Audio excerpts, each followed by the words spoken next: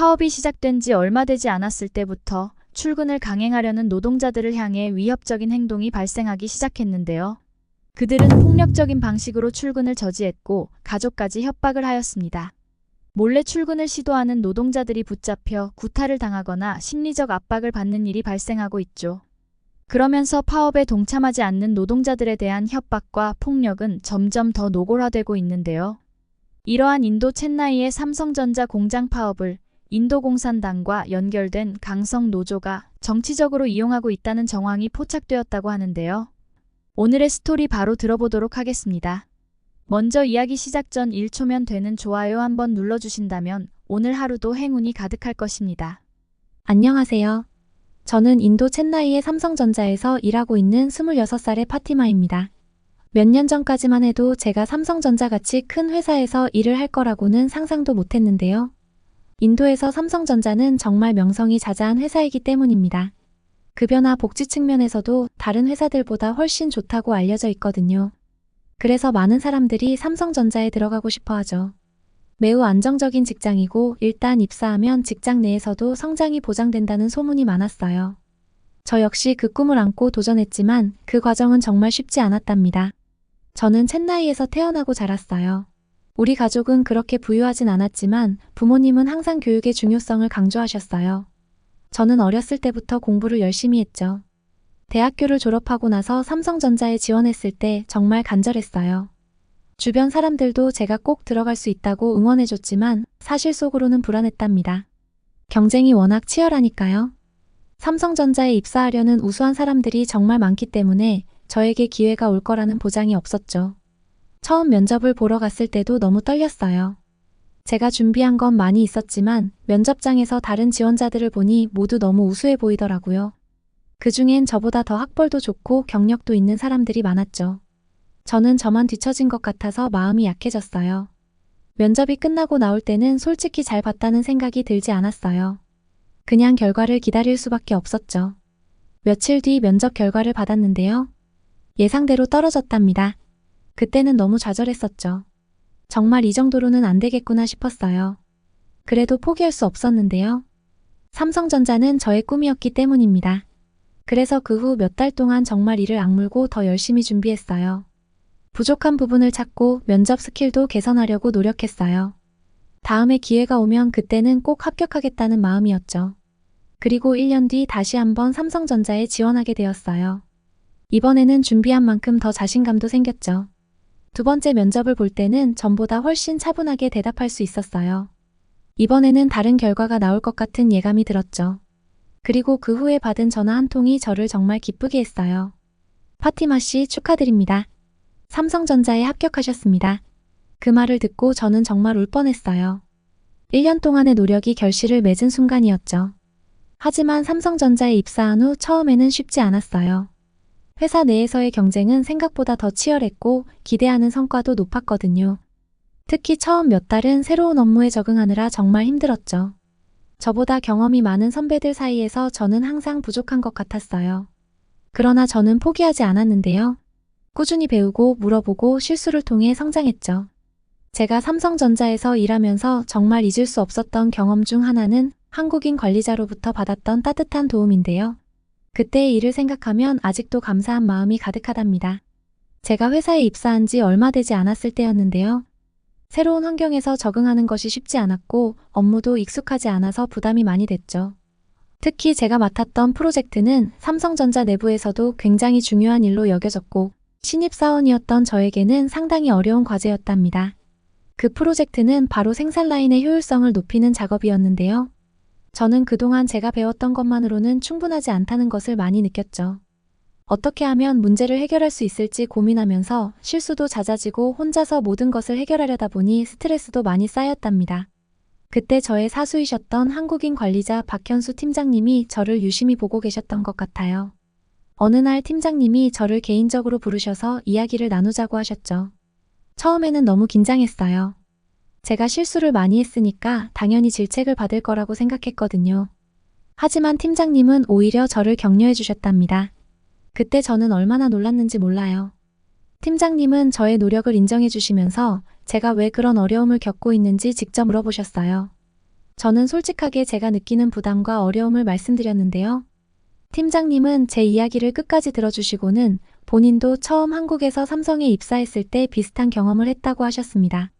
그때 저는 나 혼자만 이렇게 어려움을 겪는 게 아니구나 하고 큰 위로를 받았죠. 그리고 팀장님은 자신이 겪었던 어려움과 그것을 어떻게 극복했는지를 이야기해 주셨는데요. 그때 팀장님이 저에게 하신 말이 아직도 기억에 남습니다. 파티마, 혼자 해결하려고 하지 말고 도움을 요청해도 괜찮아. 우리는 팀이니까. 그 말이 저에게는 정말 큰 전환점이 되었어요.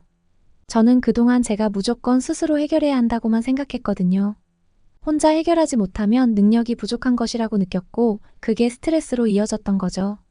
하지만 팀장님의 말씀을 듣고 나니 회사는 혼자 일하는 곳이 아니라는 것을 다시 한번 깨닫게 되었답니다. 그리고 그 다음 주부터 팀장님은 바로 저를 직접 도와주기 시작하셨어요. 제가 어려움을 겪고 있던 생산 라인의 효율화 문제에 대해 함께 논의하고 어떻게 접근해야 할지 세세하게 가르쳐 주셨죠. 매일 저와 함께 회의를 하시고 제가 한 일에 대해 피드백을 주셨답니다. 그 과정에서 저는 제가 놓치고 있던 많은 부분들을 깨달았어요. 팀장님은 아주 세밀한 부분까지도 놓치지 않고 꼼꼼하게 지적해 주셨고 저에게 맞는 해결 방법을 찾을 수 있도록 도와주셨답니다. 어느 날은 저녁 늦게까지 남아서 저와 함께 데이터를 분석해 주신 적도 있는데요.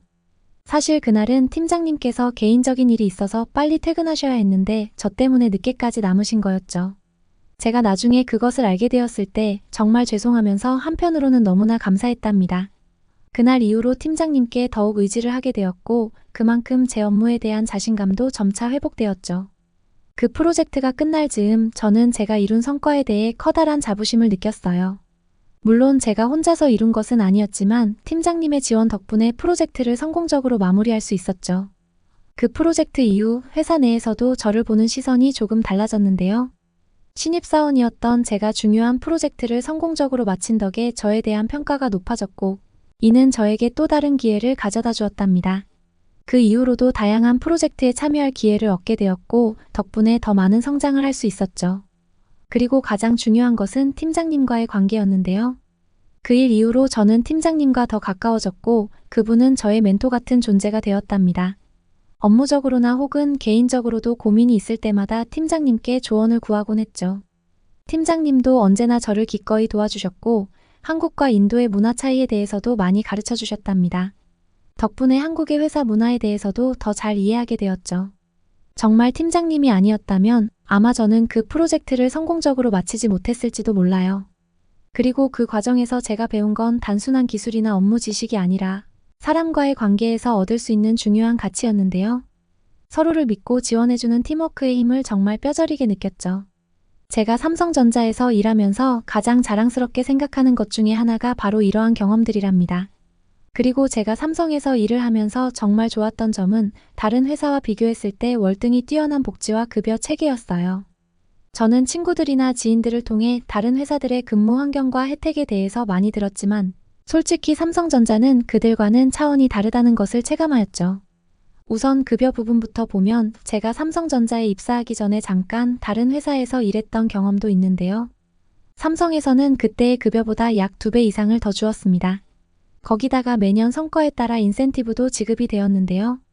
다른 회사에서는 그러한 성과급이 전혀 없었거든요. 이렇게 매년 추가적인 보너스까지 받을 수 있다는 게 큰 장점이었죠. 또한 휴가 제도도 큰 장점 중 하나입니다. 다른 회사들에서는 연차 휴가가 많아봐야 12일에서 15일 정도였는데요. 삼성전자는 20일 이상의 연차를 제공하죠. 뿐만 아니라 추가로 유급 병가도 있어서 아플 때 마음 놓고 쉴 수 있답니다. 예전에 다른 회사에 다닐 때는 몸이 아파도 휴가를 쓰기 미안해서 억지로 출근했던 기억이 있거든요. 하지만 삼성전자에서는 그런 부담이 전혀 없었어요. 회사에서도 직원들이 건강하게 일할 수 있도록 충분한 휴식을 보장해 주니까요. 그리고 회사 내에서의 교육 프로그램도 정말 잘 갖춰져 있는데요. 삼성전자는 직원들의 성장을 중요하게 생각하기 때문에 다양한 교육의 기회를 제공한답니다. 본인이 원하면 연중 계속해서 새로운 기술이나 업무에 대한 교육을 받을 수 있는데요. 이 점에서 다른 회사들과 확실히 차별된다는 것을 느꼈습니다. 예전에 다니던 회사는 그런 교육 기회가 거의 없어서 스스로 공부해야 했는데 삼성전자에서는 회사 차원에서 체계적으로 교육을 제공하니까 훨씬 효율적이었죠. 게다가 삼성전자가 다른 회사들보다 더 뛰어난 부분은 바로 직장 내의 문화인데요. 제 친구들이 다니는 다른 회사에서는 상사와의 소통이 쉽지 않다는 이야기를 많이 한답니다. 의견을 자유롭게 표현하기가 어렵고 주어진 일만 처리하는 느낌이라는 말을 많이 하죠. 하지만 삼성전자는 다르답니다. 여기에서는 상사와의 관계가 훨씬 수평적이에요. 물론 직급의 차이는 있지만 의견을 제시할 때 눈치를 볼 필요가 없어요. 상사들도 항상 직원들의 의견을 경청하려고 노력하고 실제로 많은 부분에서 피드백을 반영해주고 있답니다. 그래서 저도 회사에서 제 목소리를 낼 수 있다는 점이 정말 마음에 들어요. 그리고 무엇보다도 일하면서 안정감을 느낄 수 있다는 점이 가장 큰 장점이에요. 삼성전자는 워낙 큰 글로벌 기업이다 보니 경제적인 어려움이나 외부 환경 변화에도 비교적 안전하다는 생각이 들어요. 다른 회사들은 종종 불안정해서 해고나 급여 삭감 같은 문제가 발생하는데 삼성전자는 그런 걱정이 적답니다. 실제로 코로나19 팬데믹 때에도 삼성전자는 직원들의 고용을 안정적으로 유지했다고 하더라고요. 이 외에도 다양한 복리 후생이 있는데요. 예를 들어 많은 친구들이 부러워하고 있는 회사의 구내식당이나 통근버스와 교통비 지원도 있답니다. 앞으로는 출산 선물 카드도 생긴다고 하니 너무 좋아요. 하지만 제가 삼성에 다니면서 가장 좋은 점은 바로 일을 하면서 느끼는 자부심입니다. 삼성전자는 전 세계적으로도 인정받는 회사잖아요. 제가 이 회사에서 일한다는 사실 하나만으로도 많은 사람들의 부러움을 받곤 하는데요. 특히 부모님께서도 제가 삼성전자에 다니는 걸 정말 자랑스러워 하신답니다. 이런 부분이 저에게는 큰 동기부여가 되고 있죠. 하지만 최근 저희 공장에서 벌어지고 있는 파업으로 인해 걱정이 많은데요. 특히나 이번 파업은 여러모로 도가 지나친 요구로 비춰지고 있죠. 삼성전자 공장에서 일하는 노동자들이 급여 인상과 복리 후생 개선을 요구하며 출근을 거부하고 있는 상황인데요. 이들의 요구사항은 공정한 근로 환경을 넘어서 지나친 특권을 요구하는 것으로 보입니다. 특히 현재 인도 노동조합센터 산하의 삼성 인도 노동복지조합이 주도하고 있는 이번 파업은 많은 사람들에게 충격을 주고 있는데요. 노동자들의 요구가 너무 현실적이지 않기 때문이죠. 우선 이들의 주된 요구는 임금 인상인데요. 현행 월급이 35,000루피로 한국 돈으로 약 56만 원인데 이를 3년 동안 2배로 올려 7만 1,000루피, 즉 한국 돈 약 113만 원으로 인상하라는 주장입니다. 하지만 현재 첸나이 지역의 공장 노동자 평균 임금이 1만 9천 루피로 한국 돈으로 약 30만 원 정도인데요. 이미 삼성전자 노동자들은 이 지역의 평균 임금보다 약 2배 이상의 급여를 받고 있는 것이죠. 그리고 인도의 최저임금이 하루 178루피로 한 달 30일을 꼬박 일해도 5,340루피, 즉 한국 돈 약 8만 6천 원인 것에 비하면 그 차이는 정말 큰데요. 그럼에도 불구하고 또 2배를 올려달라는 요구는 과도하다고밖에 볼 수 없죠. 인근의 다른 노동자들이 들으면 그들의 귀를 의심할 수밖에 없을 거예요. 왜냐하면 이미 받는 급여가 충분히 높은 편인데 그 이상을 바라며 파업을 벌인다는 것이 이해하기 어렵기 때문이죠. 뿐만 아니라 이들은 근무일을 주 6일에서 주 5일로 줄이고 하루 근무 시간도 8시간에서 7시간으로 줄여달라고 요구하고 있는데요. 만약 이러한 요구가 받아들여지게 된다면 인도 첸나이의 노동자들은 한국 본사보다도 적은 주 35시간만 근무하게 된답니다. 한국의 주 40시간 근무제를 생각해보면 그들의 요구가 얼마나 비합리적인지 쉽게 알 수 있죠. 이미 지역 내 다른 공장의 노동자들에 비해 월등히 높은 급여를 받고 있음에도 불구하고 근무 시간을 줄이면서 동시에 급여 인상을 요구하는 것은 결코 상식적이지 않은 이야기죠. 또한 고용승계제에 대한 요구도 큰 논란을 일으키고 있는데요. 고용승계제는 현지 직원이 사망할 경우 그 가족이 특별한 결격 사유가 없는 한 자동으로 채용되는 제도를 말합니다. 이는 직장이 세습되는 것과 다를 바가 없죠. 회사에서 노동자의 복지를 생각하는 것은 당연한 일이지만 고용을 세습하겠다는 주장은 매우 부적절한데요. 직장은 능력과 성과에 따라 평가받는 곳이지 세습을 통해 이어져야 할 곳은 아니죠. 이 제도가 도입된다면 직원의 자녀들이 아무런 경쟁 없이 그 자리를 물려받게 되는데 이는 당연히 조직 내의 공정성을 크게 해칠 수밖에 없습니다. 이외에도 자녀의 사립학교 학비 지원 등 다양한 요구들이 이어지고 있는데요. 이러한 요구들이 노동자들의 자발적인 생각으로 나온 것이 아니라는 정황이 있습니다. 인도 공산당의 마르크스주의와 연결된 강성 노동단체인 인도 노동조합센터가 이번 파업을 정치적으로 이용하고 있다는 것인데요. 그 증거로 파업 현장에 붉은색 공산당의 깃발이 내걸려 있는 모습이 쉽게 목격되었죠. 정치 세력이 배후에 있다는 점에서 이번 파업은 단순한 노동자들의 권리 찾기가 아닌 정치적 의도가 깔린 행동으로 볼 수밖에 없는데요. 이번 파업을 주도하고 있는 인도 노동조합센터는 삼성전자 공장 노동자들이 자신들의 요구가 충족될 때까지 무기한 파업에 들어가겠다고 선언했습니다. 이런 과도한 요구사항을 계속 내세우는 것은 결국 회사와 노동자 간의 신뢰를 무너뜨리는 행위인데요. 적정한 수준의 임금 인상이나 근로 환경 개선을 요구하는 것은 노동자의 권리일 수 있지만 현실과 동떨어진 주장을 하면서 대화를 거부하는 태도는 결코 옳지 않죠. 삼성전자는 그동안 인도에서 긍정적인 평판을 쌓아왔고 많은 사람들이 이곳에 취직하기를 희망하고 있습니다. 이는 그만큼 삼성전자가 다른 기업에 비해 근로자들에게 더 나은 조건을 제공한다는 것을 의미하죠.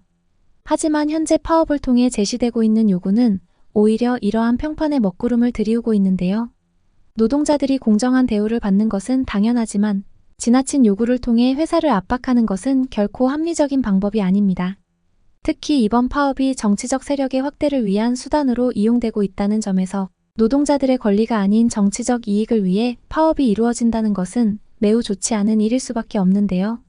실제로 정치적 목적을 띤 파업은 회사와 노동자 모두에게 큰 피해를 입히며 장기적으로도 그 누구에게도 득이 되지 않는 결과를 낳아왔습니다. 결국 이러한 파업이 계속될 경우 삼성전자는 인도 내 공장 운영을 재고할 수도 있고 이는 지역 경제에도 큰 타격을 줄 수밖에 없죠. 따라서 이번 파업은 단순한 노동자들의 권리 주장으로 보기에는 지나치게 무리한 요구들이 포함되어 있으며 노동자들이 자신들의 요구를 성찰하고 더 현실적인 방향으로 나아가야 할 때라고 생각합니다. 솔직히 이번 삼성전자 첸나이 공장의 파업으로 인해 가장 큰 피해를 입고 있는 사람들은 다름 아닌 인도의 노동자들인데요. 겉으로 보기에는 노동자들이 단합하여 권리를 찾기 위한 투쟁을 벌이는 것처럼 보일 수 있지만 실제로는 그렇지 않습니다. 파업에 동참하지 않고 성실하게 출근하려는 노동자들이 그 대상이 되어 협박과 폭력에 시달리고 있는데요. 이는 노조가 처음부터 주장했던 노동자 권리 보호와는 정면으로 배치되는 행위죠. 이번 파업이 결국 누구를 위한 것인지에 대한 의문을 품지 않을 수 없게 만드는데요. 이번 파업이 시작된 지 얼마 되지 않아 출근을 강행하려는 노동자들에게 위협적인 행동이 발생하기 시작했습니다. 파업에 참여하지 않고 자신의 자리에서 성실히 일하려는 노동자들이 노조의 주된 타겟이 되었죠. 그들은 폭력적인 방식으로 출근을 저지당했고 협박을 받았습니다. 회사 근처에서 몰래 출근을 시도하는 노동자들이 노조원들에게 붙잡혀 구타를 당하거나 심리적 압박을 받는 일도 발생했죠. 이것이 과연 노동자들의 권리를 보호하려는 것이 맞는지 의문이 들 수밖에 없는데요. 특히 며칠 전 아침에는 한 노동자가 출근 중에 회사 정문에서 갑작스럽게 노조원들에게 둘러싸이는 일이 발생하였습니다. 그들은 그 노동자에게 이대로 출근하면 그 이후에 무슨 일이 벌어질지 모른다며 위협을 가했는데요.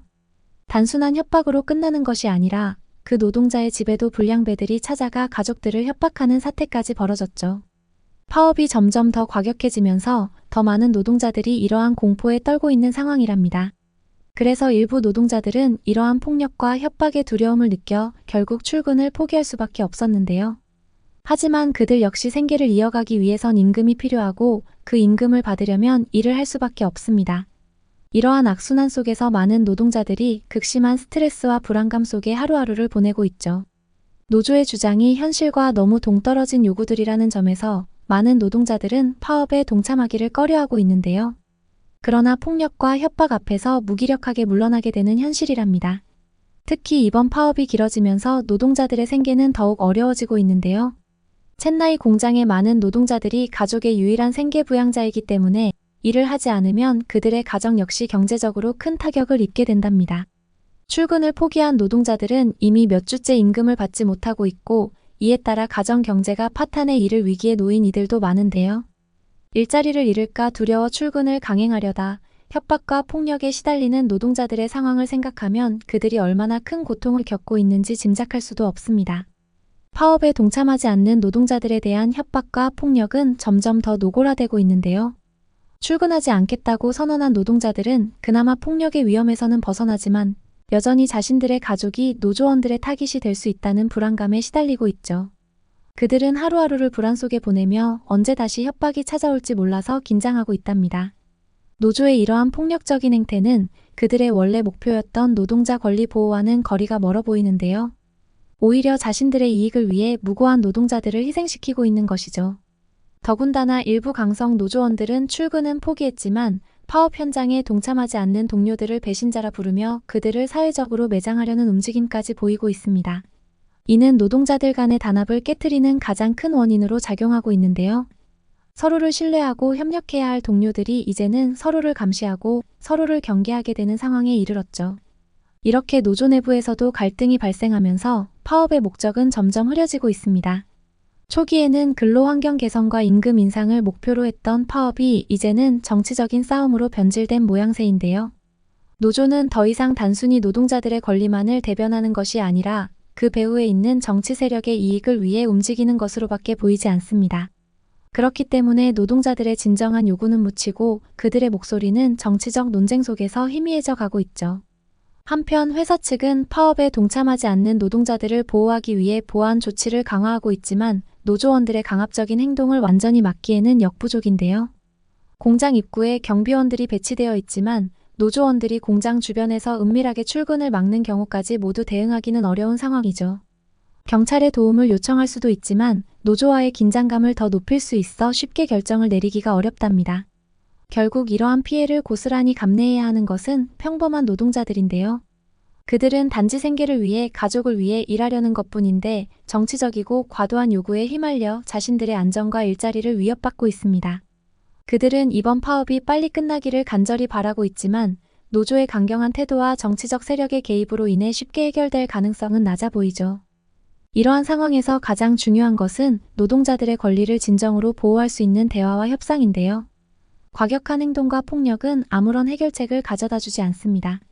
삼성전자와 노동자들이 다시 신뢰를 회복하고 서로의 요구를 존중하는 협상의 장으로 나아가야 하는데요.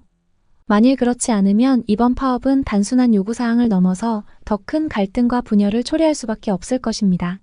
솔직히 삼성전자가 인도 경제에 미치는 영향은 어마어마한데요. 많은 이들이 삼성전자를 단순한 전자제품 제조 회사로만 생각할 수 있지만 사실 그 영향력은 훨씬 더 깊고 넓습니다. 특히 삼성전자는 인도 첸나이 공장만으로도 수많은 인도 가정의 경제적 기반을 제공하고 있으며 첸나이 지역뿐만 아니라 인도 전체의 경제 성장에도 기여하고 있죠. 삼성전자가 첸나이 공장에 투자한 금액만 해도 수백억 루피에 달하는데요. 이러한 투자 덕분에 많은 인도 사람들이 안정적인 일자리를 얻었고 경제적 자립을 이룰 수 있었죠. 첸나이 공장은 수천 명의 노동자를 고용하고 있으며 그들의 가족들까지 고려하면 이 공장이 지원하는 인도 가정은 셀 수 없이 많습니다. 그리고 삼성전자의 공장에서 나오는 제품들은 인도 내에서만 소비되는 것이 아니라 전 세계로 수출되기 때문에 이 공장은 인도의 수출 경제에도 큰 역할을 하고 있죠. 게다가 삼성전자는 단순히 제품을 만드는 데서 끝나지 않습니다. 그들은 첨단 기술 개발을 통해 인도 전자산업의 발전을 이끌고 있으며 인도 경제가 더욱 글로벌 경쟁력을 가질 수 있도록 돕고 있는데요. 그 예로 삼성전자는 인도 내에서 스마트폰 시장을 지배하는 주요 기업 중 하나로 인도 소비자들에게 고급 기술을 제공하면서도 합리적인 가격으로 접근 가능한 제품을 만들어 왔습니다. 이는 인도 소비자들의 삶의 질을 높이는 데 크게 기여하였고 인도 경제의 디지털 전환을 촉진하는 중요한 역할을 했죠. 하지만 이번 파업으로 인해 이러한 경제적 흐름이 크게 위축되고 있는데요. 파업이 장기화되면서 첸나이 공장의 생산이 차질을 빚고 있고 이는 인도 경제 전체에 부정적인 영향을 미치고 있습니다. 공장 가동이 멈추면서 수출이 감소하고 생산성이 저하됨에 따라 인도 시장에서의 삼성전자의 입지도 흔들리고 있죠. 또한 첸나이 공장과 협력하는 여러 중소기업들도 큰 피해를 입고 있는데요. 이들 기업은 삼성전자의 부품 공급망에 의존하고 있어 공장 가동 중단이 곧 그들의 생계 위협으로 직결된답니다. 게다가 파업이 지속됨에 따라 인도 내외의 투자자들이 불안해지고 있는데요. 삼성전자와 같은 대기업이 정치적 갈등과 파업으로 인해 어려움을 겪고 있다는 사실은 다른 글로벌 기업들에게도 경고 신호로 작용할 수 있죠. 만약 파업이 계속되어 인도 시장이 불안정하다는 이미지가 굳어지게 되면 앞으로 외국 기업들이 인도에 대한 투자를 망설일 가능성도 커질 것입니다. 이는 단지 삼성전자가 아니라 인도 경제 전체에 악영향을 미치는 결과로 이어질 수 있죠. 그러나 가장 큰 문제는 이번 파업이 장기화되면서 삼성전자가 인도에서 철수할 가능성에 대한 우려가 커지고 있다는 것인데요. 만약 이번 사태가 더 악화되어 운영이 불가능한 상황에 이르게 된다면 삼성전자도 다른 지역으로 생산 라인을 이전할 수밖에 없을 것입니다. 그렇게 된다면 첸나이 지역뿐만 아니라 인도의 전체 경제가 큰 타격을 입게 되는데요. 일자리를 잃은 노동자들과 부품 공급망이 끊긴 중소기업들, 그리고 인도 경제 내외에서 중요한 축을 담당했던 삼성전자의 빈자리는 쉽게 메워지지 않을 것입니다. 이러한 상황들을 고려할 때 노조와 회사는 하루빨리 대화를 재개하고 파업을 멈춰야 하는데요. 현재 노조가 요구하는 사항들은 상당 부분 비현실적인 이야기가 많습니다. 파업은 노동자들이 자신의 권리를 요구하는 합법적인 수단이죠. 하지만 그 수단이 지나치게 과격해지고 현실을 무시한 요구로 변질될 때는 그 의미를 잃게 되는데요. 이번 파업이 더 이상 인도 경제와 노동자들의 생계를 위협하는 요소로 작용하지 않기를 바랍니다. 그리고 하루빨리 대화와 타협을 통해 양측이 원하는 바를 이룰 수 있는 평화적인 해결책이 도출되기를 희망합니다. 저의 꿈인 삼성이라는 회사를 인도에서 계속 다닐 수 있도록 간곡히 부탁드립니다.